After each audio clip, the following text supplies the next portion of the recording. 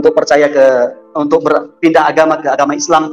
Ya, saya pernah saksikan bagaimana ketika mereka menjadi orang mualaf, kehidupan mereka yang membuat saya prihatin itu kehidupan mereka tidak tidak menjadi berkat. Itu yang membuat saya kok seperti ini ya gitu. Saya membawa orang untuk pindah agama, tapi kehidupan mereka tidak berubah gitu loh. Dan itu yang membuat saya ingat bagaimana Tuhan panggil saya, Tuhan pilih saya. Puji nama Tuhan, salam sobat channel Teva Murtadin. Jumpa lagi kita hari ini untuk menyaksikan bagaimana Tuhan Yesus menolong saudara-saudara kita yang berasal dari agama Muslim, Hindu, dan juga Buddha. Ya, seperti cuplikan video yang sudah kita saksikan bersama, bahwa hari ini kita akan menyaksikan lagi kesaksian dari seorang ustadz hebat yang menyesal memaafkan saudara-saudara kita yang dari Kristen, Hindu, dan juga Buddha. Dia melihat bahwa hidup mereka atau orang-orang yang ia maafkan justru tidak terlihat damai. Dan pada akhirnya si ustadz ini menyesal lalu murtad masuk Kristen. Dan bukan dia saja, melainkan semua keluarganya ia bawa untuk mengenal Tuhan Yesus. Dan puji Tuhan, banyak jiwa juga yang murtad percaya Yesus karena berkat kesaksian dari beliau yang sangat memberkati saudara-saudara kita. Ya sobat semua, penasaran dengan proses Ustadz ini murtad terima Yesus? Mari kita sama-sama tonton kesaksian berikut ini. Ini kesempatan yang luar biasa buat saya, bisa bersaksi di hadapan Bapak Ibu Saudara, bisa menceritakan bagaimana dahsyatnya Tuhan yang kita percaya, yang kita imani di dalam Yesus Kristus Tuhan. Ya, saya bersyukur bahwa Tuhan Yesus itu baik buat kita. Ya, Tuhan Yesus itu sungguh ajaib dalam kehidupan setiap kita yang sungguh-sungguh berserah total sama Dia gitu. Ya, saya tidak pernah berpikir kalau saya bisa membawa jiwa-jiwa datang kepada Tuhan Yesus. Bahkan saya tidak pernah berpikir kalau hidup saya bisa jadi berkat buat banyak orang.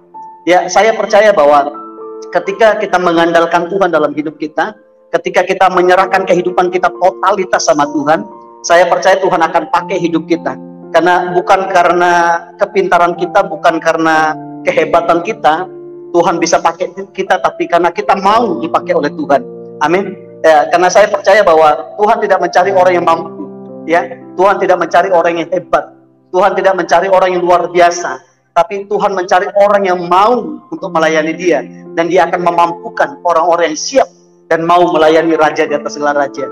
Bagaimana saya bertobat, bagaimana saya mengenal Tuhan, bagaimana saya dipanggil, bagaimana saya dipilih oleh Tuhan untuk melayani Dia, untuk menyerahkan hidup saya, untuk dipakai, untuk memperluas kerajaannya, dimanapun saya berada dan dimanapun kita berada.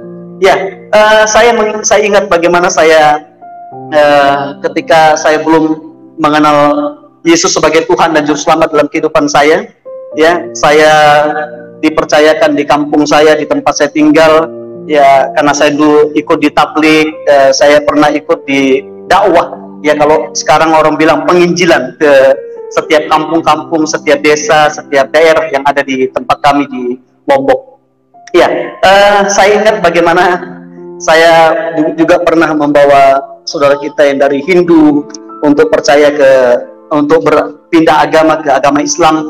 Ya, saya pernah saksikan bagaimana ketika mereka menjadi orang mualaf, kehidupan mereka yang membuat saya prihatin itu kehidupan mereka tidak tidak menjadi berkat, karena kemana-mana mereka pergi minta beras. Itu yang membuat saya kok seperti ini ya gitu. Saya membawa orang untuk pindah agama, tapi kehidupan mereka tidak berubah gitu loh. Malah kehidupan mereka pergi ke kampung-kampung, pergi ke daerah-daerah, karena saya melihat sekali bagaimana kehidupan mereka. Mereka minta-minta, mereka dengan bangga berkata, oh saya seorang mualaf, dikasih beras 1 kilo ya. Dan itu yang membuat saya ingat bagaimana Tuhan panggil saya, Tuhan pilih saya. Dan saya bersyukur bahwa ketika Tuhan panggil saya, Tuhan pilih saya, Tuhan selamatkan saya, bukan hanya saya yang diselamatkan, dan bukan hanya keluarga saya yang diselamatkan oleh Tuhan, tapi banyak jiwa-jiwa yang Tuhan percayakan untuk saya tuntun, untuk saya bimbing, dan mereka mengikuti saya untuk terima Yesus sebagai Tuhan dan Juru Selamat. Dan mereka mengalami keselamatan yang kekal, keselamatan yang luar biasa. Karena saya percaya seperti yang saya sering katakan bahwa tidak ada agama yang menyelamatkan kita masuk surga. Saya tidak pernah mengajak mereka untuk pindah agama. Saya belajar sekarang, apa yang saya kerjakan, saya tidak pernah mengajak orang untuk pindah agama. Tetapi saya mengajak mereka, saya membagikan kepada mereka, ayo kita percaya kepada Yesus sebagai Tuhan dan Juru Selamat. Karena dia adalah kurios, dia penguasa tunggal atas kehidupan setiap kita. Dan itu yang saya kerjakan hari ini.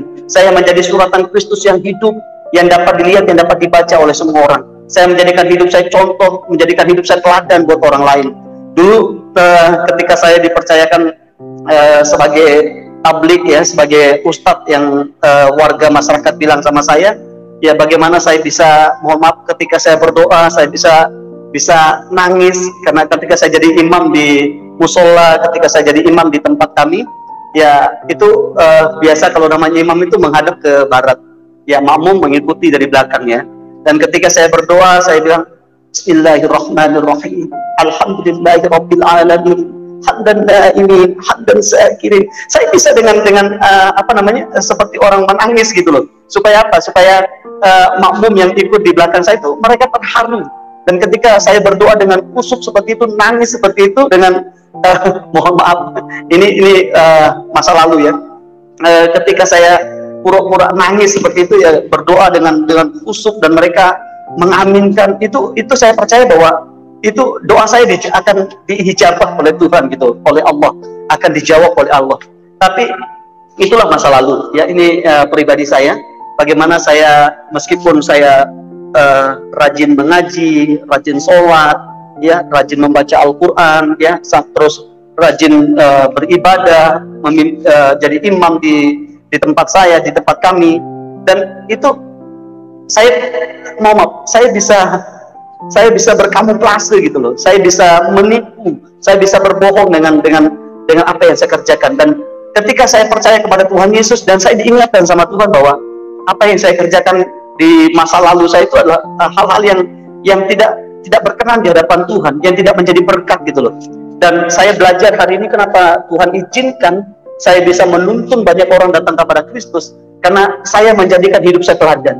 Ya, seperti Rasul Paulus berkata, janganlah seorang pun menganggap engkau rendah karena engkau muda, tapi jadilah teladan dalam perkataanmu, dalam tingkah lakumu, dalam kasihmu, dalam kesucianmu, dalam kekudusanmu. Itu yang saya kerjakan.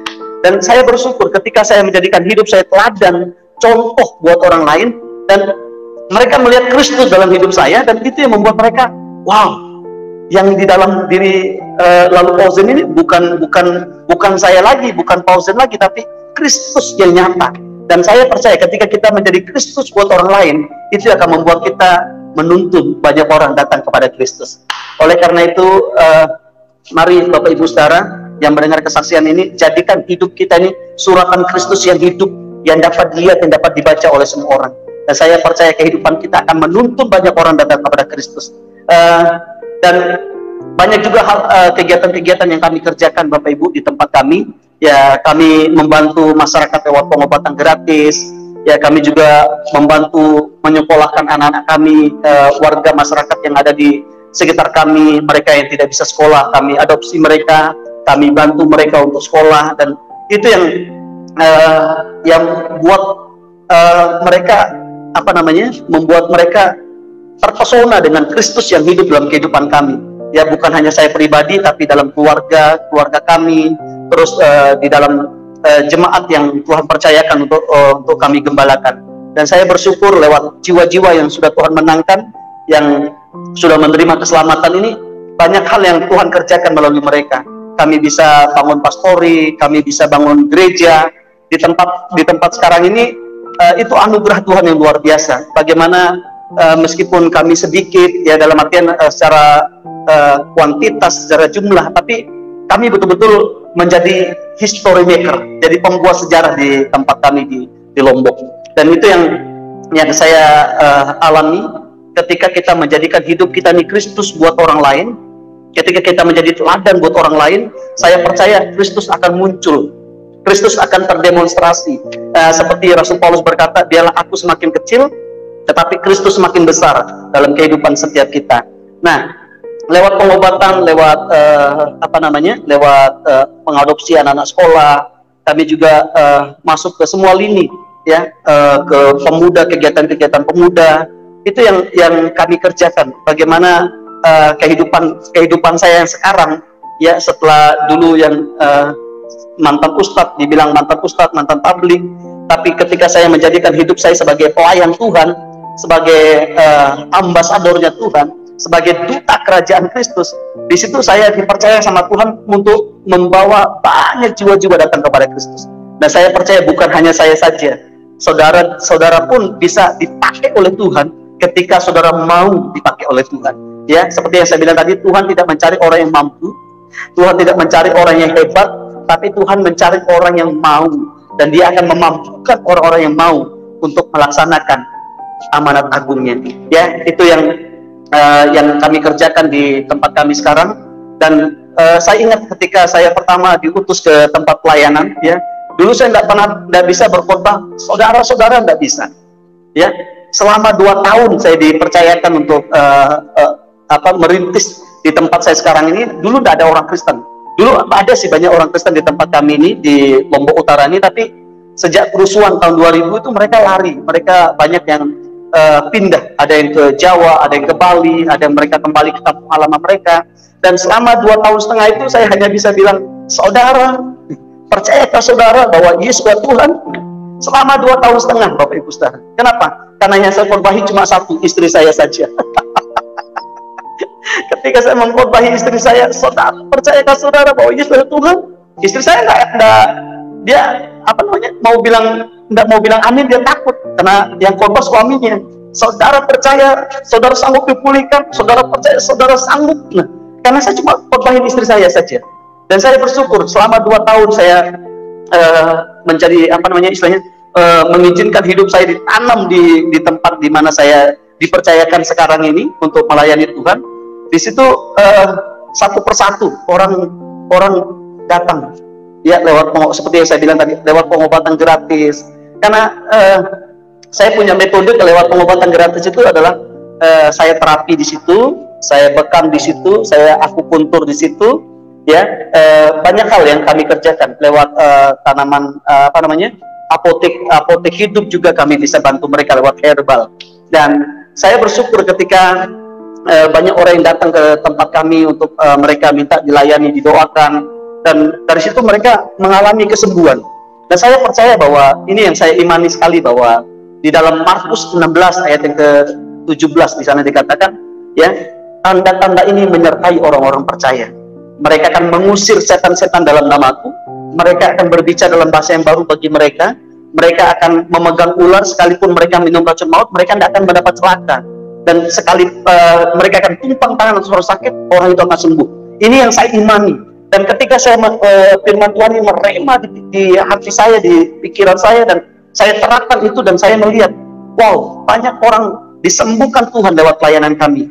Dan itu yang membuat mereka bisa mengalami perjumpaan, dan mereka mengalami pemulihan. Dan saya sering berkata sama warga yang kami layani yang datang ke tempat kami, bahwa yang menyembuhkan Anda itu bukan saya, tapi yang menyembuhkan itulah Yesus. Oleh karena itu, kalau Anda percaya sama Tuhan Yesus, saya dulu pertama saya pakai nama Isa Al-Masih, ya, tapi karena banyak juga saudara-saudara kita yang Muslim, yang mereka juga yang sudah terdoktrin di pikiran mereka, di hidup mereka, bahwa Isa Al-Masih yang kita percaya itu beda dengan dengan Yesus Kristus yang kami sebagai orang-orang Kristen imani, gitu loh. Dan itu yang saya rubah dulu, itu mindset mereka, pola pikir mereka itu yang saya rubah lebih dahulu. Dan saya bersyukur bahwa bukan hanya orang yang diselamatkan dulu, disembuhkan dulu. Orang tua saya yang mengalami sakit, pernah mengalami pendarahan, BAB-nya berdarah selama 1 minggu. Ya, di situ Tuhan izinkan saya untuk melayani orang tua saya, bapak saya, dan bapak saya terima Tuhan sebagai juru selamat, dan di situ mengalami kesembuhan. Dan di situ iman saya semakin dibangkitkan, bahwa tanda-tanda ini betul-betul menyertai setiap orang yang percaya. Mereka akan tumpang tangan atau orang sakit, orang itu sembuh. Dan itu yang saya lakukan, Bapak Ibu Saudara. Ya, ketika mereka datang, saya diagnosa mereka dulu. Saya tanya mereka sakit mereka apa. Ada yang stroke, ada yang mereka pokoknya apa yang pertama datang ke tempat kami itu adalah orang-orang yang ditolak sama dokter. Mereka yang tidak ada harapan. Tapi ketika mereka bertemu dengan Tuhan Yesus, mereka menemukan pengharapan yang pasti, pengharapan yang baru, dan mereka mengalami pemulihan yang luar biasa daripada Tuhan. Ya, ketika saya melayani mereka, saya berdoa buat mereka, dan ketika saya berdoa itu, dia ada di depan saya, dan saya bilang ini, Bapak ikuti kata saya. Tuhan Yesus, saya berdosa, ampuni saya. Hari ini saya datang, mereka ikutin kata saya. Namanya, ya mohon maaf, saya sering bilang ini, Anda datang ke saya, berarti Anda harus ikuti cara saya. Sama seperti, mohon maaf, Anda pergi ke dukun, pasti Anda akan ikutin cara dukun, seperti itu. Dan pola ini yang saya kerjakan dari tahun 2003 saya dipercayakan untuk melayani di daerah mana tempat saya tinggal sekarang, di mana tempat saya melayani sekarang. Dari tahun 2003, ya, 2003, 2004, 2005 itu baru Tuhan percayakan kepada kami untuk melayani banyak jiwa-jiwa, ya, banyak orang-orang yang percaya kepada Tuhan Yesus. Dan seperti yang saya bilang tadi bahwa ya selama 2,5 tahun itu saya tidak bisa bilang saudara-saudara, karena ya saya korbanin cuma istri saya saja. Dan selama 2,5 tahun itu saya setia melayani Tuhan. Saya jadikan hidup saya Kristus buat orang lain. Saya jadikan hidup saya saluran berkat buat orang lain. Ya, lewat kegiatan pemuda lah, lewat kegiatan semua lini saya masuk, Bapak Ibu Saudara. Saya membantu masyarakat untuk menyediakan air bersih, ya, saya membantu masyarakat untuk untuk penerangan jalan, saya membantu masyarakat untuk saluran air untuk perpipaan. Pokoknya semua lini kami masuk. Dan saya bersyukur bahwa dari semua yang saya kerjakan itu tidak ada yang sia-sia, ya. Dari semua yang saya kerjakan, yang saya lakukan itu tidak ada yang sia-sia. Makanya saya percaya bahwa untuk menyelamatkan satu jiwa saja itu butuh harga yang harus kita bayar, ya. Makanya saya terkagum dengan Tuhan Yesus bahwa sekalipun satu orang berdosa di dunia ini, dia akan tetap datang. Kenapa? Karena manusia itu sungguh berharga, dan itu yang kami lakukan. Saya ditanamkan dalam diri saya bahwa satu jiwa itu sangat berharga, dan saya harus lakukan all out untuk hormat kemuliaan bagi nama Tuhan. Dan betul Bapak Ibu Saudara, ketika kami melakukan semua kegiatan-kegiatan itu, Tuhan tidak pernah tutup mata, Tuhan tidak pernah lipat tangan, dan ketika kami kerjakan itu seperti untuk Tuhan dan bukan untuk manusia. Wow, firman Tuhan berkata, dari Tuhan kita menerima upah, dan Tuhan kerjakan step by step. Tuhan pulihkan kami, Tuhan berkati kami, dan Tuhan percayakan kami orang-orang yang loyalitas yang luar biasa untuk menyerahkan hidup mereka kepada Tuhan Yesus. Dan ketika kami lakukan itu lewat pengobatan gratis, lewat kegiatan-kegiatan yang saya bagikan tadi itu, banyak orang Tuhan izinkan untuk kami bimbing terima Yesus sebagai Tuhan dan Juru Selamat. Saudara kita yang Muslim dari orang-orang di kampung kami juga, mereka banyak menyerahkan hidup mereka sama Tuhan Yesus. Dan awal tahun 2005 itu udah mulai saya bisa berkhotbah. Saudara-saudara, percayakan saudara bahwa Yesus itu luar biasa. Kenapa? Karena Tuhan sudah percayakan satu demi satu untuk kami tuntun, untuk kami bimbing, untuk mereka semakin dewasa di dalam Tuhan. Nah, Bapak Ibu, betul apa yang saya saksikan ini, bahwa ketika kita menjadikan hidup kita berkat buat orang lain, ya, ketika kita menjadikan hidup kita kesaksian buat orang lain, maka saya percaya mereka akan terpesona dengan Tuhan, dan mereka akan bertanya, siapakah Tuhan yang kau sembah? Dan itu yang kami alami di tempat kami pelayanan, Bapak Ibu. Ya, lewat pengobatan gratis, saya bimbing mereka, saya tuntun mereka untuk terima Yesus sebagai Tuhan dan Juru Selamat, dan di situ mereka mengalami kesembuhan, di situ mereka mengalami pemulihan, ya. Dan memang awal-awal kami melakukan pengobatan gratis ini, banyak orang yang tidak senang dengan kami, terutama ya termasuk tokoh-tokoh, karena mereka juga sudah tahu bagaimana pergerakan kami. Tapi saya tetap berkata sama mereka bahwa saya tidak pernah punya motivasi untuk memindahkan saudara saya pindah agama, karena saya sering katakan bahwa agama tidak menyelamatkan kita masuk surga. Agama Kristen tidak menyelamatkan, agama Katolik tidak menyelamatkan, agama Islam tidak menyelamatkan, Muhammad apalagi agama yang lain. Tapi yang menyelamatkan cuma satu pribadi. Saya sering katakan bahwa firman Tuhan berkata di dalam Kisah Rasul 4 ayat 12, dan keselamatan tidak ada di dalam siapapun selain di dalam Dia. Sebab di bawah kolong langit ini tidak ada nama lain yang menyelamatkan kita selain dalam nama Tuhan Yesus Kristus. Itu yang saya bagikan kepada mereka. Anda boleh beragama apa, mau agama Islam, mau agama Buddha, mau agama Hindu, Anda boleh beragama itu. Yang paling penting, adakah Yesus dalam diri Anda? Itu yang saya sering tekankan. Dan di situ saya melihat Roh Kudus bekerja, Roh Kudus berkarya untuk mereka mengalami perjumpaan secara pribadi dengan Tuhan.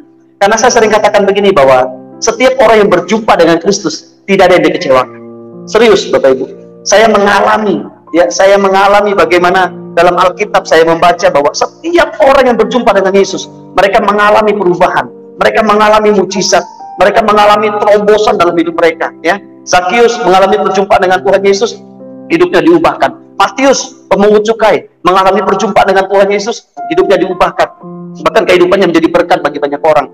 Bahkan wanita pendarahan yang 12 tahun mengalami perjumpaan dengan Tuhan Yesus, hidupnya diubahkan, hidupnya disembuhkan, hidupnya dipulihkan. Dan itu yang saya tekankan sama mereka. Makanya setiap orang yang datang ke tempat praktek kami untuk pelayanan pengobatan gratis, mereka saya tekankan satu hal, ayo punya hati yang lapar, yang haus akan Tuhan. Dan saya percaya ketika kita lapar haus akan Tuhan, Alkitab sudah berkata, berbahagialah orang yang lapar dan haus akan kebenaran, mereka pasti dipuaskan. Dan itu yang membuat saya bersyukur sama Tuhan bahwa Tuhan tidak pernah mempermalukan kita. Ya, karena firman Tuhan berkata, barang siapa yang percaya tidak akan pernah dipermalukan. Barang siapa yang percaya kepada Yesus pasti diselamatkan. Itu yang saya imani. Dan saya bagikan itu kepada setiap orang yang datang ke tempat kami. Ya, seperti yang saya ceritakan tadi Bapak Ibu, ketika saya tumpang tangan sama mereka, di situ kuasa Tuhan bekerja dan mereka mengalami pemulihan yang luar biasa. Banyak orang yang lepas tongkat, ya. Dulu kami bagi-bagi tongkat sama mereka, orang yang mohon maaf yang lumpuh, yang stroke, ya kami bagi tongkat. Tapi setelah saya didapatkan pewahyuan ini bahwa ketika kita tumpang tangan atau orang sakit, orang itu akan sembuh. Dan saya mengalami bagaimana mereka mengalami kesembuhan. Banyak sih yang sudah disembuhkan, mereka juga kembali ke keyakinan mereka yang lama. Tapi bagi saya tidak apa-apa. Yang penting firman yang sudah saya bagikan, kuasa Tuhan yang sudah tersaruh dalam kehidupan saya itu tidak akan pernah kembali dengan sia-sia. Ya, dulu ada yang Tuhan sembuhkan, pernah mengkhianati saya juga. Saya bilang, ya itu kedaulatan Tuhan lah. Saya bilang, saya tetap lakukan bagian saya untuk menjadi berkat buat orang lain. Orang yang saya bantu, mereka juga kecewakan saya. Ya, udah kita bantu luar biasa untuk semua kebutuhan mereka. Mereka juga bisa memfitnah kita. Ya, dipakai sama iblis dalam tanda petik untuk mengintimidasi kami, untuk membuat kami tidak melakukan tugas dan tanggung jawab kami untuk menuntun, untuk membagikan bagaimana besarnya, bagaimana dahsyatnya kasih Kristus yang ada dalam kehidupan kami kepada mereka gitu. Tapi saya bersyukur bahwa ketika di awal tahun 2005-2006 itu Tuhan mulai bukakan pelayanan-pelayanan yang baru buat kami. Ya, kami buka pos-pos PI, pos pembinaan iman. Ya, di tempat kami ini ada 5 kecamatan. Ya, saya bersyukur di setiap kecamatan itu ada pos-pos pembinaan iman kita. Bagaimana orang-orang yang kami layani itu mereka bisa bertumbuh di situ, mereka bisa dewasa, mereka memiliki iman yang semakin hari semakin hidup, ya, semakin hari semakin luar biasa. Dan ini yang saya sangat syukur sekali bahwa ketika kita melakukan bagian kita, mengerjakan apa yang bisa kita kerjakan, saya percaya bahwa Tuhan akan mengerjakan bagiannya. Untuk apa? Untuk menyalurkan, untuk menyatakan kasih, kuasa, dan kebenarannya dalam kehidupan setiap orang yang layak, yang sudah ditentukan untuk menerima keselamatan. Ya, karena saya percaya bahwa bukan karena kepintaran kita bersaksi, bukan karena kehebatan kita berbicara orang diselamatkan, tapi saya percaya bahwa itu waktunya Roh Kudus menjamah dia. Ya, kalau boleh saya pinjam kata daripada saudara kita yang Muslim, kalau dia belum mendapatkan hidayah, ya tidak akan bisa seperti itu ya. Tapi saya percaya apa yang menjadi kerjaan saya, bahwa setiap hari, setiap malam ketika kami membangun mesbah bersama dengan istri, bersama dengan anak-anak, kami juga berdoa buat jiwa-jiwa. Dan ini yang saya tekankan sama keluarga saya, bahwa jangan kita puas hanya kita yang diselamatkan, tapi ayo izinkan hidup kita ini untuk menyelamatkan orang lain. Karena saya percaya kita dipulihkan supaya kita memulihkan orang lain, ya, kita diberkati supaya kita memberkati orang lain. Nah, kita mengalami kemenangan supaya kita juga membagikan kemenangan itu kepada orang lain, supaya orang lain pun mengalami kemenangan yang daripada Tuhan Yesus Kristus. Ya, awal 2007 kami mengalami proses yang luar biasa, Bapak Ibu. Ya, karena di tempat kami tinggal, tempat kami tinggal itu dulu gereja buatkan kami ada 2 kamar. Ya, tempat kami jualan sama tempat kami tidur. Ya, tempat kami untuk istirahat gitu loh.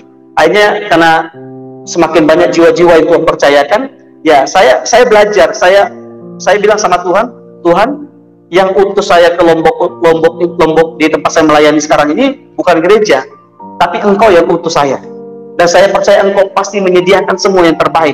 Engkau Jehovah Jireh, Allah yang menyediakan semua yang saya butuhkan. Dan betul Bapak Ibu, ketika saya berkata gitu karena jiwa-jiwa sudah banyak Tuhan percayakan, saya bilang sama gereja, kami mau bangun ruangan lagi untuk tempat kami ibadah.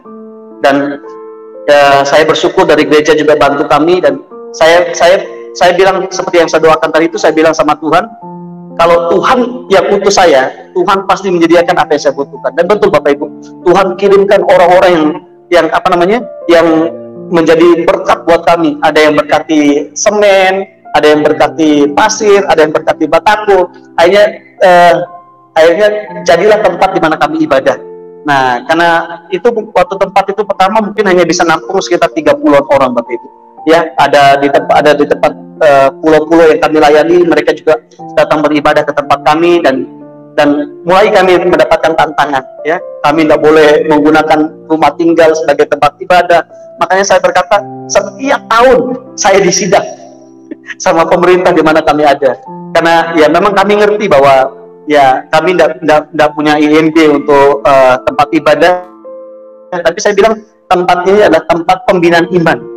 Ya, sama seperti kalau saudara kita tempat pengajian gitu loh. Ini bukan gereja, tapi ini tempat pembinaan iman. Akhirnya waktu itu ya dipermasalahkan, saya disidang sama pemerintah daerah, bupati, dan saya belajar taat. Ya, saya tidak lakukan ibadah itu lagi gitu loh. Saya mulai kurangi, calling down dulu untuk supaya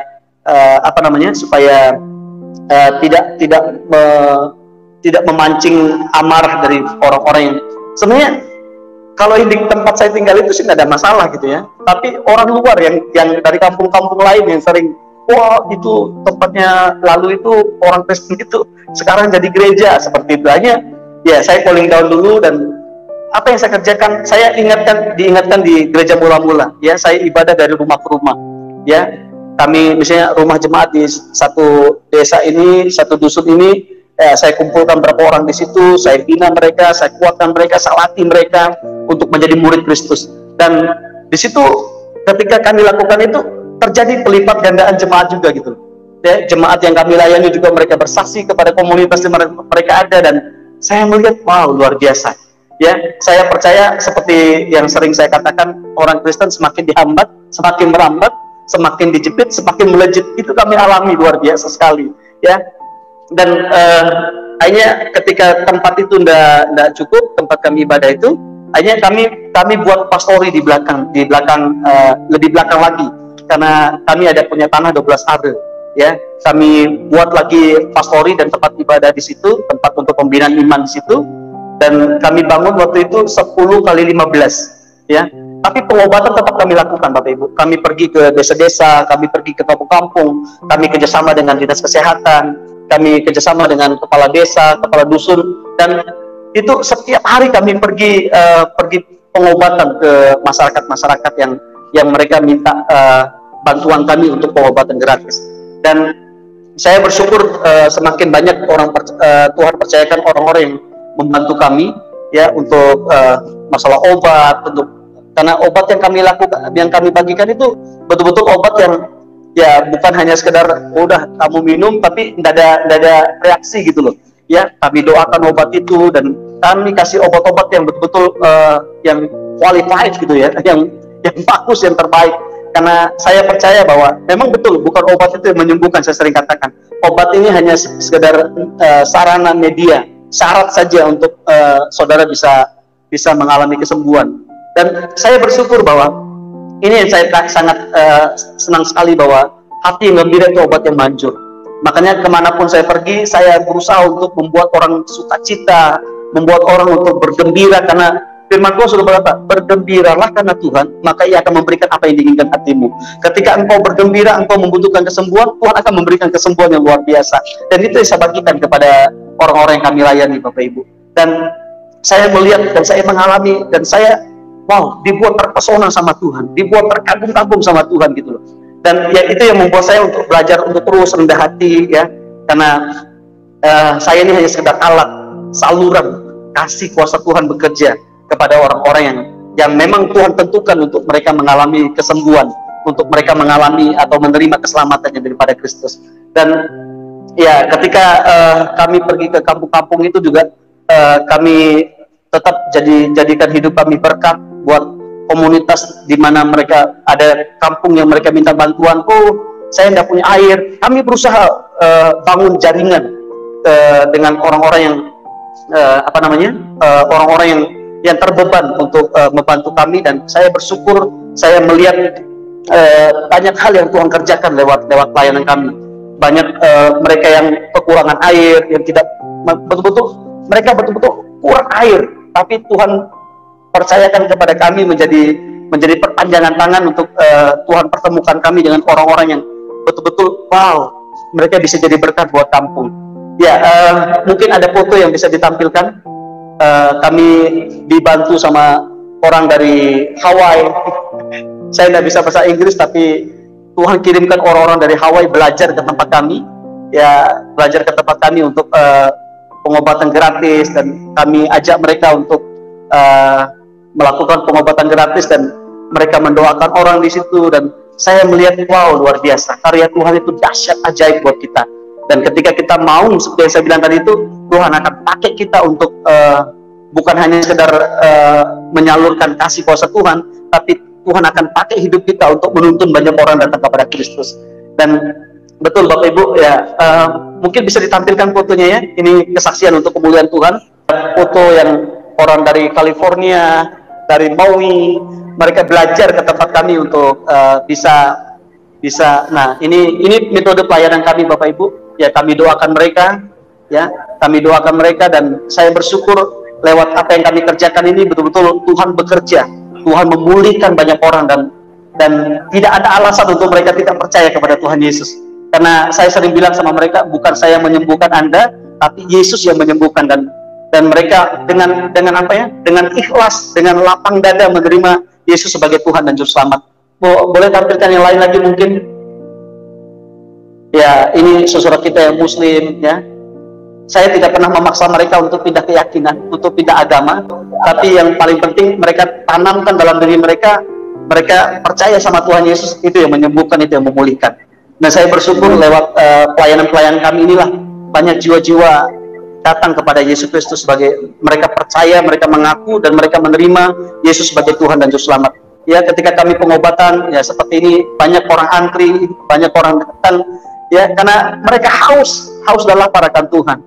Dan yang sering seperti yang saya bagikan tadi, bahwa nah ini orang yang kami baptis ya, jam 6 pagi pun kami baptis mereka. Ada Pak Haji ya, betul-betul mereka mengalami Tuhan luar biasa. Dan kami bersyukur bahwa Tuhan itu sebagai Jehovah Jireh, ini artis yang datang ke tempat kami nih.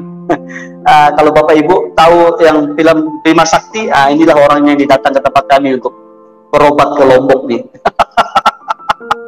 Ini tongkat-tongkat yang kami bagikan dulu, tapi sekarang sudah tidak pakai itu, karena kami percaya bahwa kuasa Tuhan itu bekerja. Nah, ini orang dari luar negeri datang ke tempat kami Bapak Ibu untuk belajar bekam, belajar akupuntur. Saya ajarkan mereka bagaimana cara memijit orang, cara sambil kita ngobrol, kita pijit dia. Dan ini yang saya tanamkan, bahwa ketika kamu tumpang tangan atas orang sakit, orang itu sembuh. Ini saudara kita dari Hindu, dan ya dengan sukacita sekali mereka terima Yesus sebagai Tuhan dan Juru Selamat. Ya, mereka mau didoakan dengan ikhlas. Karena saya tidak pernah membawa agama, ya. Saya tidak pernah membawa agama. Saya tidak bawa agama Kristen, karena saya sering bilang agama tidak menyelamatkan kita, tapi saya bawa Yesus buat mereka. Nah, ini yang kami kerjakan, yang kami lakukan di tempat kami sekarang, dan ini yang Tuhan pakai untuk banyak membawa jiwa-jiwa datang kepada Kristus, untuk mereka percaya kepada satu-satunya Tuhan dan Juru Selamat dalam kehidupan mereka. Kami berbagi juga ya lewat baksos, dan dengan penuh sukacita. Mereka tahu saya juga pendeta, mereka tahu saya orang Kristen, tapi dengan sukacita mereka terima. Ya, memang ada yang memprovokasi mereka untuk, oh jangan terima bantuan dari orang kafir. Tapi yang namanya mereka butuh, kami memberikan dengan ikhlas, dan wow, luar biasa. Ya, ini kami tetap tumpang tangan sama mereka dan Tuhan sembuhkan. Nah, seperti ini yang wanita pendarahan. Nah, ini intimidasi. Ini ada satu orang yang kirim, dan ini sempat viral di tempat kami. Ya, intimidasinya bahwa saya, apa istilahnya, saya memaksa orang untuk pindah keyakinan gitu loh, pindah agama. Tapi saya sering bilang bahwa saya tidak pernah mengajak orang untuk pindah agama, tapi saya mengajak orang untuk percaya kepada satu-satunya Tuhan dan Juru Selamat. Ya, saya sering bilang sama mereka bahwa nabi boleh banyak, ya, rasul boleh banyak, agama boleh banyak, tapi Juru Selamat hanya satu, Yesus Kristus Tuhan. Karena saya imani sekali bahwa di dalam Yohanes 14 ayat 6 di sana dikatakan hanya Yesus yang berani berkata gini, akulah jalan, kebenaran, dan hidup. Tidak ada seorang pun yang datang kepada Bapa di sorga kalau tidak melalui aku. Itu yang saya imani, dan itu yang saya bagikan kepada orang-orang, kepada saudara saya yang kenal dengan saya, dan saya tanamkan dalam diri saya begini, kalau kamu kenal dengan saya, setiap orang yang kenal dengan saya, dia harus diberkati. Itu yang saya kerjakan. Ya, setiap orang yang kenal dengan saya harus menikmati berkat daripada Tuhan. Dan betul Bapak Ibu, saya menjadikan hidup saya ini saluran berkat yang luar biasa untuk nama Tuhan dipermuliakan. Ya, banyak kesaksian yang saya bisa saksikan bagaimana orang bisa percaya kepada Tuhan Yesus. Dulu mereka dari Ambon terus datang ke Lombok, ya, dalam artian dari menjadi mualaf, tapi Tuhan izinkan untuk bertemu dengan kami, dan mereka percaya kembali kepada Tuhan Yesus. Dan ada juga yang dari Katolik pindah agama, ketemu dengan kami, saya bagikan kepada mereka untuk mereka bisa terima Yesus sebagai Tuhan dan Juru Selamat, dan mereka kembali kepada Kristus. Ya, mohon maaf ada yang masuk telepon. Ya, itu yang saya kerjakan Bapak Ibu, dan seperti yang saya bilang tadi, ayo menjadikan hidup kita ini saluran berkat buat orang lain. Ya, jadikan hidup kita ini contoh dan teladan buat orang lain. Nah, saya ingat flashback ketika saya jadi di tablik dulu, ya, dengan bangga kita mengajak orang untuk ayo datang ke masjid, sholat, kita bimbing mereka untuk pengajian, kita ajarkan mereka tentang agama. Dan seperti yang saya bilang tadi, yang dari Hindu mereka kita ajak untuk pindah agama ke Islam. Kehidupan mereka hanya minta-minta, datang ke kampung-kampung, hanya minta, itu bisa belajar. Dan saya bilang begini, kalau kamu percaya kepada Tuhan Yesus, menyerahkan hidupmu kepada Tuhan Yesus, saya tidak mau kamu begini, tapi saya mau kamu begini, menjadi berkat. Dan saya mengalami Bapak Ibu, orang yang kami bina, orang yang kami layani, orang yang Tuhan izinkan untuk kami tuntun lebih lagi bersama, percaya kepada Tuhan Yesus, mereka tidak pernah begini, tapi mereka begini. Artinya mereka memberkati. Ya, saya sering bagikan sama mereka, kalau saudara mau menikmati berkat, ada 3 kuncinya. Ya, jadikan hidupmu saluran berkat. Yang kedua, saksikan kebaikan Tuhan kepada orang lain. Yang ketiga, jadikan hidup kita ini mesbah. Dan saya percaya hidup kita bukan hanya sekedar diberkati, tapi hidup kita menikmati berkat, dan hidup kita menjadi berkat bagi banyak orang. Nama Tuhan dipermuliakan. Ya, kenapa Tuhan izinkan saya bisa menuntun banyak orang datang kepada Kristus? Ya, itu yang saya lakukan. Saya jadikan hidup saya kesaksian. Amin. Saya jadikan hidup saya ini contoh dan teladan buat orang lain. Dan ini yang saya pelajari Bapak Ibu. Saya tadi ketika saya dalam perjalanan, saya diingatkan sama Tuhan, ya. Yang pertama, ayo tetap berserah sama Tuhan, tetap mengandalkan Tuhan dalam hidup kita. Di dalam Mazmur 37 ayat yang kelima, Tuhan ingatkan saya, ya, serahkanlah hidupmu kepada Tuhan dan percayalah kepadanya, maka Ia akan bertindak.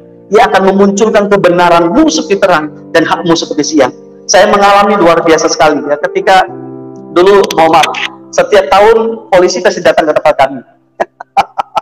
Polisi pasti datang ke tempat kami karena ada informasi-informasi yang, mohon maaf, yang miring, yang namanya orang tidak senang dengan kami, ya, mereka bisa memprovokasi orang lain, bisa memprovokasi orang luar untuk ada isu-isu yang macam-macam lah. Oh, saya ini dibilang memurtadkan orang, saya ini dibilang memindahkan agama orang. Tapi itu makanya saya berkata, wah, Tapi disitulah proses, ya. Makanya firman Tuhan berkata, jikalau engkau tawar hati pada masa kesesakan, kecilah kekuatanmu, gitu. Saya belajar di situ, ya. Makanya ketika saya setia dengan proses itu, ketika saya menerima tanpa syarat, gitu ya, apapun yang Allah bawa masuk dalam hidup saya, apakah itu mau baik, mau tidak baik, mau enak, tidak enak, dan saya setia di situ loh. Saya ngalamin. Sekarang kalau di tempat kami ini, di tempat saya live ini anugerah Tuhan yang luar biasa. Di Lombok Utara itu belum ada gereja, tapi di tempat kita ini ada satu gereja. Tempatnya di mana? Di Polres. Sekarang polisi tidak pernah datang ke tempat kami, malah ya Tuhan percayakan sekarang saya di Binroh, ya, di Bintal, untuk membina polisi-polisi. Ada perwira-perwira polisi yang kita bina di tempat ini, dan saya bilang sama mereka, kalau kalian dipercaya sebagai anggota kepolisian di tempat ini, jadi berkat, jadi contoh, jadi teladan. Dan saya ketika saya motivasi mereka, wow, luar biasa sekali, ya. Orang-orang yang anggota-anggota kita yang di Polres ini, yang dipercayakan, mereka ada yang perwira-perwira, dan mereka jadi contoh, jadi teladan bagi anggota mereka. Dan wow, kami sangat dihormati, kami sangat disegani di sini. Kenapa? Karena kami menjadikan hidup kami ini contoh dan teladan. Dan saya bersyukur, ya, kalau gereja ini bisa ada bukan karena kuat gagah saya, tapi itu semua karena anugerah Tuhan. Ya, ketika kami dipercayakan tempat ini untuk bangun tempat ini, Bapak Pembimas kami suruh buat proposal, Bapak Ibu. Ya, dari 24 proposal yang kami buat, hanya 4 yang cair. Hanya 4 yang cair. Bayangin, kami bagikan proposal ke Matara, ke kota, ke gereja-gereja di kota, gereja-gereja besar, mereka tidak respon.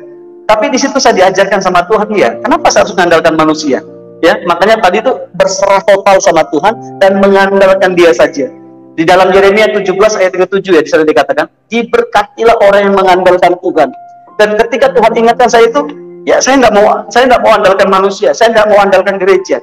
Karena seperti yang saya bilang tadi, Bapak Ibu, yang mengutus saya ke tempat ini itu bukan gereja, bukan denominasi, tapi yang mengutus saya adalah sorga. Tuhan sendiri yang mengutus saya. Dan saya melihat, Bapak Ibu, ketika Tuhan percayakan kami untuk bangun di tempat ini, itu ada orang dari Temanggung, ya, ada orang dari Jawa, orang yang tidak pernah kami kenal, bahkan ada orang Hindu yang berkati kami. Sama kayak waktu kami bangun, waktu kami bangun pastori yang 10x15, megah sekali tempat kami tinggal, ya, pastori yang Tuhan percayakan untuk kami bangun. Itu ada orang Islam yang berkati kami keramik, ya, ada orang Hindu yang kami berkati kami semen. Itu saya bilang, wow, luar biasa. Ya, makanya kalau kita berserah sama Tuhan dan mengandalkan Dia saja dalam kehidupan kita tidak akan pernah dibuat kecewa sama Tuhan. Kita akan dibuat terpesona sama Tuhan. Bahkan kita akan dibuat terkagum-kagum sama Tuhan. Sampai kita bisa bernyanyi gini, ku kagum, hormat akan Engkau, gitu ya. Mohon maaf suara saya agak sedikit pales. Karena dulu waktu saya jadi ustadz, ya, waktu saya jadi tablik, ya, kami tidak boleh nyanyi soalnya, ya, main musik tidak boleh, makanya haram. Makanya sampai sekarang saya tidak bisa main musik, meskipun punya gitar 3, tidak bisa main musik, punya keyboard, tidak bisa main musik, ya, karena masih terpola, haram, ya. Tapi sekarang lagi rekonsiliasi lah nyanyi, ya. Ada sebuah lagu yang saya ingat,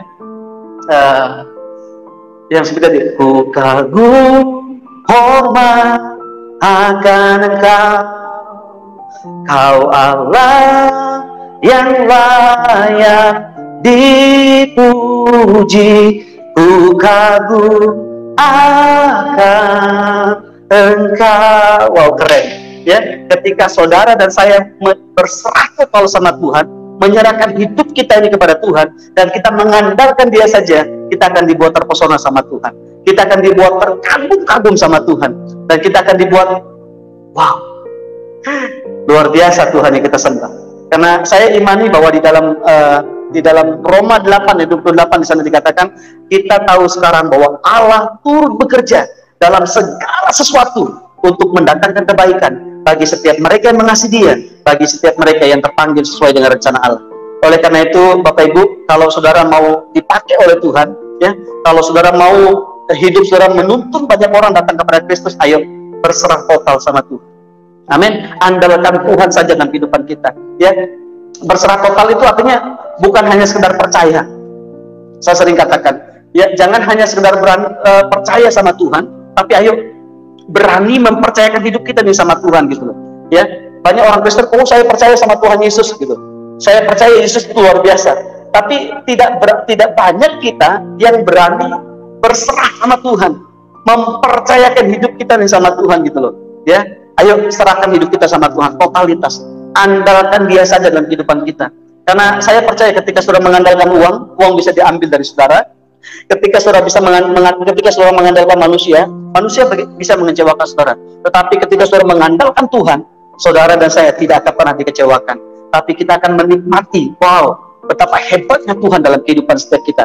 Ya, yang kedua, Bapak Ibu Saudara, apa yang saya kerjakan? Ini yang Tuhan ingatkan. Ayo supaya ini saya bagikan kepada kita semua. Yang kedua, apa yang saya kerjakan? Jangan pernah khawatir.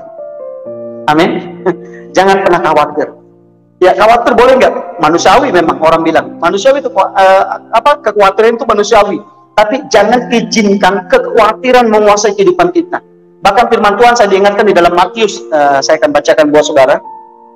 Saya diingatkan ini ya, Matius 6 ayat yang ke-25. Wow, luar biasa. Tidak apa-apa, ini sharing ya.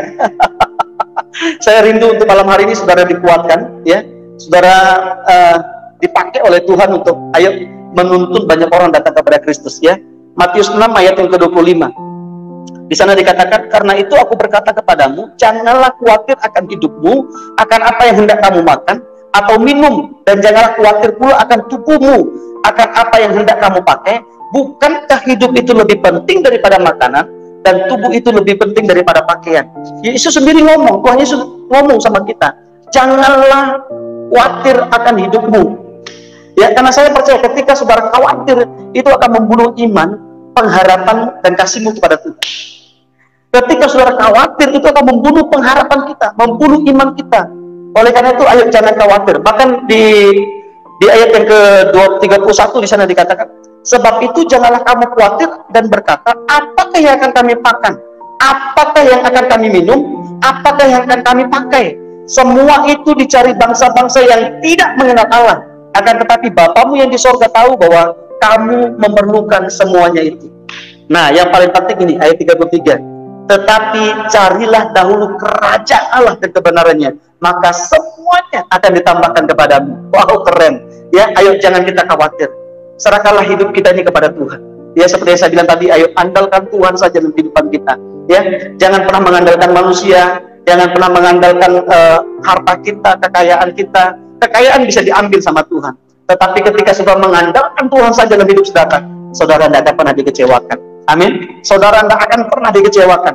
Saudara akan dibuat terpesona sama Tuhan. Bahkan hidup kita akan dibuat terkagum-kagum sama Tuhan. Oh, luar biasa. Nah, ayat 34 berkata gini, sebab itu janganlah kamu khawatir akan hari besok, karena hari besok mempunyai kesusahannya sendiri. Kesusahan sehari cukuplah untuk sehari. Ya, Bapak Ibu, ayo jangan pernah khawatir dalam kehidupan kita. Ya, kita percaya bahwa Tuhan itu menyertai kita. Dia Immanuel. Ya, Dia Immanuel buat kita. Makanya saya tidak pernah takut ketika saya menceritakan tentang kasih Yesus kepada orang lain. Saya tidak pernah takut. Apakah dia mau tolak saya? Apakah dia mau mau hina saya? Mau kucilkan saya? Saya tidak pernah takut. Yang penting saya lakukan bagian saya. Ya, saya tidak pernah khawatir karena mungkin nanti saya mohon maaf lah. Saya bilang yang namanya di sidang, yang namanya diperhadapkan sama tokoh-tokoh agama itu biasa. Saya tidak pernah. Saya sering bilang gini. Saya tidak membagikan sesuatu yang buruk sama orang lain. Saya berbuat baik sama orang lain. Saya hanya menceritakan apa yang saya alami. Saya membagikan apa yang saya alami. Itu yang saya bagikan kepada orang lain. Dan itu yang membuat, mohon maaf, tokoh-tokoh agama kami yang dari Hindu, Buddha, Muslim, mereka tidak apa ya? Artinya, iya, memang saya tidak pernah mengajarkan ajaran-ajaran yang menyesatkan gitu loh. Saya cuma menjadikan hidup saya ini Kristus buat orang lain gitu loh. Nah, ini yang membuat saya tidak pernah mau khawatir dalam kehidupan saya, ya. Bahkan di dalam 1 Petrus Tuhan ingatkan saya. Oke, Roh Kudus luar biasa. Di dalam 1 Petrus 4 ayat yang 5 ayat ke-9 ya. Oke, ayat yang ke-7. Di sana dikatakan, serahkanlah segala kekhawatiranmu kepadanya, sebab Dia yang memelihara kamu. Kalau hari ini saudara khawatir, ayo serahkan hidup kita sama Tuhan. Andalkan Dia saja dalam kehidupan kita. Maka saya percaya saudara akan dibuat terpesona sama Tuhan. Saudara akan dibuat terkagum-kagum sama Tuhan. Amin. Oleh karena itu, ayo jangan pernah khawatir, ya.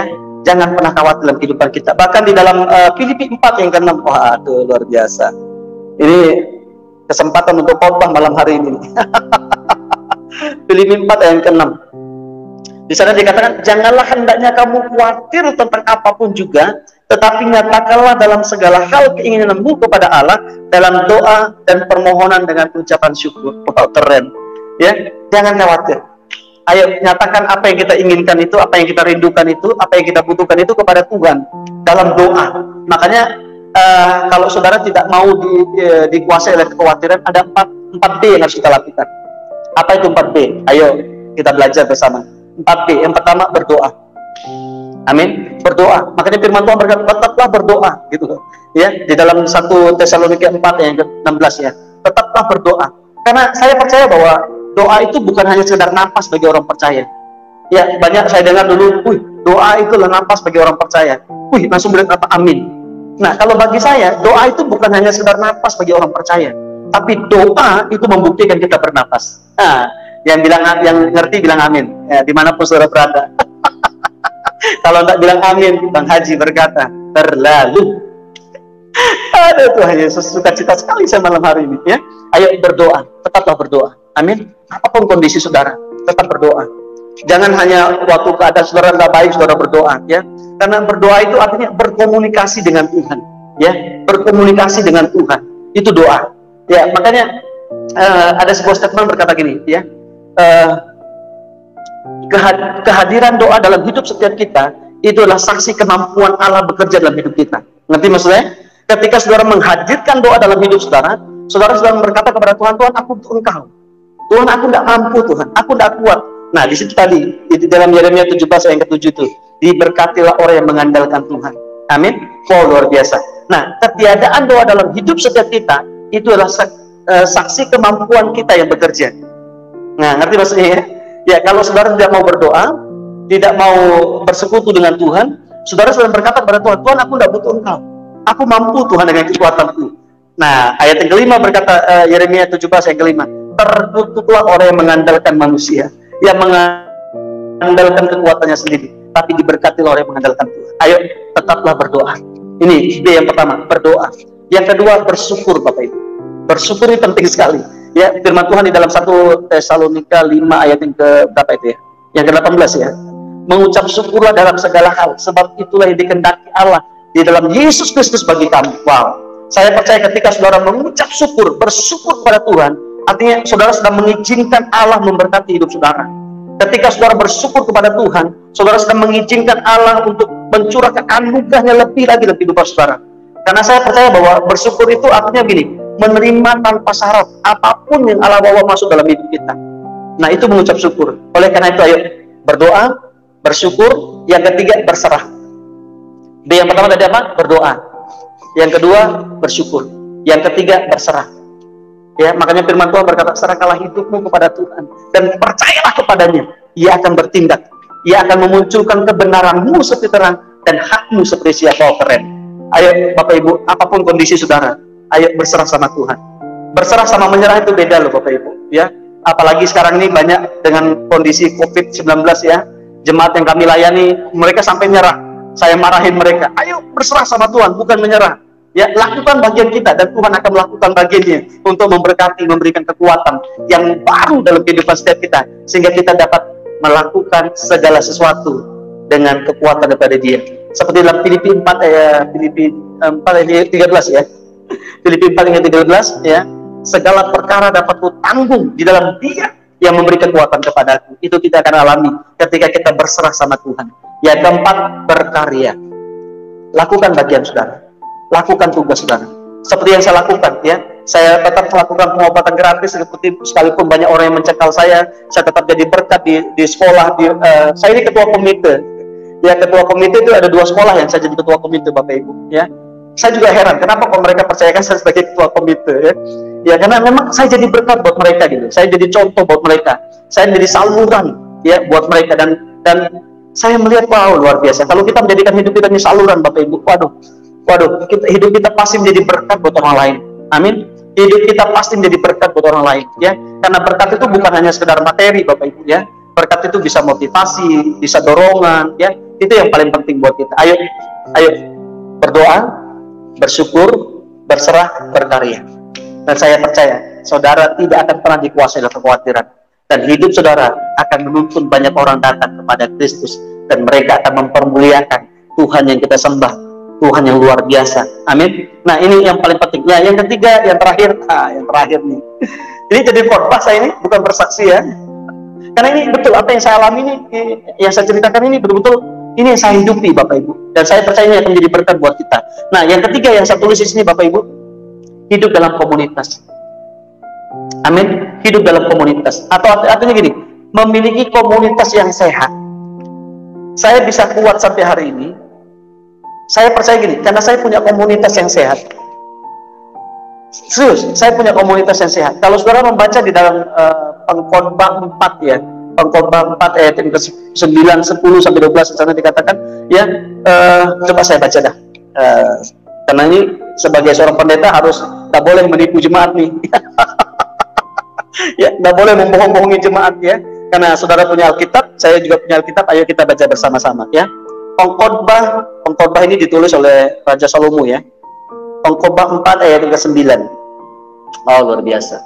Berdua lebih baik daripada seorang diri, karena mereka menerima upah yang baik dalam jerih payah mereka. Karena kalau mereka jatuh, yang seorang mengangkat temannya, tetapi wahai orang yang jatuh, yang tidak mempunyai orang lain untuk mengangkatnya. Nah, ayat 12 berarti. Dan bila mana seorang dapat dikalahkan, dua orang akan dapat bertahan, tali 3 lembar tak mudah diputuskan. Bapak Ibu, kalau kita punya komunitas yang sehat, komunitas yang benar, saya percaya kita akan kuat. Dan lewat komunitas itu kita akan menuntun banyak orang datang kepada Kristus, ya. Makanya ayo punya komunitas yang sehat, ya. Nah, saya bersyukur saya ada di komunitas yang sehat seperti channel Bapak Yusuf Panubulu ini, ya. Di Komsel, di WA, ya, kami ada punya grup Pak Yusuf Panubulu. Setiap hari kami saling menguatkan, setiap hari kami saling memotivasi, saling mendorong. Nah, kenapa komunitas itu penting, Bapak Ibu? Yang pertama, di komunitas kita dibentuk. Saya kuat sampai hari ini karena seperti yang saya bilang tadi, saya ada di komunitas. Saya ada di komunitas, Bapak Ibu. Ayo, kalau saudara ada di komunitas, saudara akan kuat. Sekalipun banyak tantangan, sekalipun banyak persoalan, sekalipun banyak hambatan, sekalipun banyak gesekan di situ, saya percaya kalau kita ada di komunitas, kita akan kuat. Ya, makanya firman Tuhan berkata dalam Yesaya 43 ayat 21, umat yang kubentuk bagiku akan memberitakan kemaksuran. Kalau saudara, makanya saya bersyukur saya mengalami pembentukan demi pembentukan, dan kalau saya hari ini saya bisa mempermuliakan Tuhan karena saya setia dengan pembentukan Tuhan, dengan proses yang Tuhan kerjakan dalam kehidupan saya. Bapak Ibu, ayo temukan komunitas yang sehat dalam hidup saudara, ya. Cari orang-orang yang takut akan Tuhan, cari orang-orang yang mencintai kebenaran, cari orang-orang yang hidup benar, yang saling peduli di situ. Maka saya percaya saudara akan kuat. Sehebat apapun tantangan dalam hidup saudara, kalau saudara ada di komunitas yang sehat, sekalipun banyak pembentukan di situ, saudara pasti akan kuat, dan saudara pasti akan memiliki iman yang luar biasa. Itu. Yang kedua, kenapa komunitas itu penting? Karena di dalam komunitas kita bisa saling melayani, saling mengasihi, saling mensupport, saling mendukung, saling mendoakan, saling memberkati, saling mendorong, saling memberi semangat, ya, saling banyak hal, ya. Makanya kalau hanya di komunitas kita bisa saling. Makanya apa yang kami kerjakan, saya sebagai gembala di Lombok Utara ini, saya bangun komunitas-komunitas yang sehat buat jemaat yang kami bina, yang kami layani, dan mereka kuat, Bapak Ibu. Mereka bukan hanya saya yang dipercayakan untuk menuntun banyak orang datang kepada Kristus, tapi mereka pun dipercaya sama Tuhan untuk menuntun orang-orang yang ada di sekitar mereka untuk terima Yesus sebagai Tuhan dan Juru Selamat. Ya, ayo punya komunitas. Dan saya percaya lewat komunitas. Kenapa komunitas itu penting? Lewat komunitas kita bisa mengalami kasih kuasa Tuhan bekerja dalam hidup kita.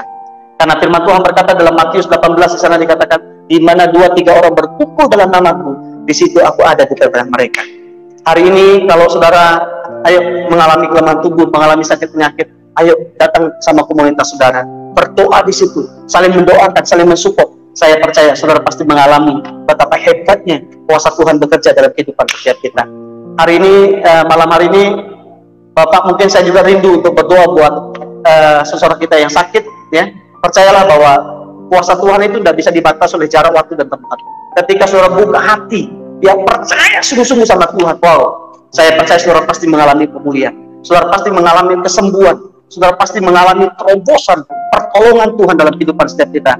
Ayat terakhir yang Tuhan ingatkan di dalam 1 Yohanes 5 ayat 14, di sana dikatakan, dan inilah keberanian percaya kita kepadanya, bahwa Ia mengabulkan doa kita jikalau kita meminta sesuatu kepadanya menurut kehendaknya. Ayat 15 berkata di sana, dan jikalau kita tahu bahwa Ia mengabulkan apa saja yang kita minta, maka kita juga percaya bahwa kita memperoleh segala sesuatu yang telah kita minta kepadanya. Oleh karena itu, ayo Bapak Ibu, berani percaya sama Tuhan. Berani percaya sama Tuhan. Dan saya percaya saudara akan mengalami pertolongan Tuhan.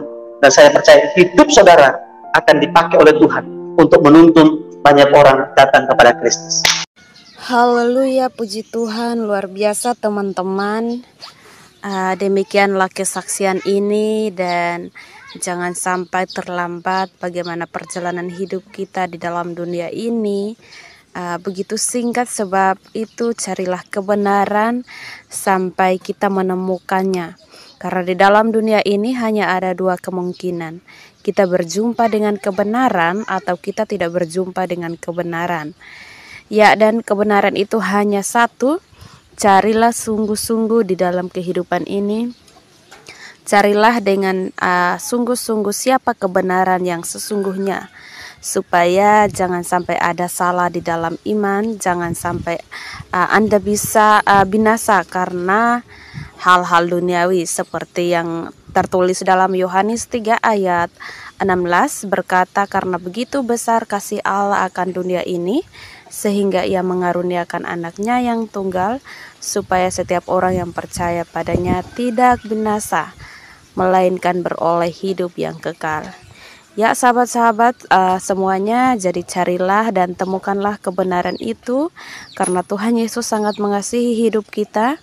Tuhan Yesus yang datang memberikan nyawanya sebagai tebusan, dan Dia berkorban supaya kita semuanya tidak mati. Karena hanya yang kudus yang bisa menebus dosa, dan hanya Tuhan yang kudus yang bisa melepaskan kita dari tangan setan. Dan kita bukan saja hanya diampuni, tapi Tuhan Yesus datang menebus setiap dosa-dosa kita. Nah sahabat Tuhan, mari kita doakan juga saudara-saudara kita yang murtad dan baru menjadi pengikut Kristus. Kiranya iman hidup mereka semakin kuat, tumbuh di dalam kasih Tuhan.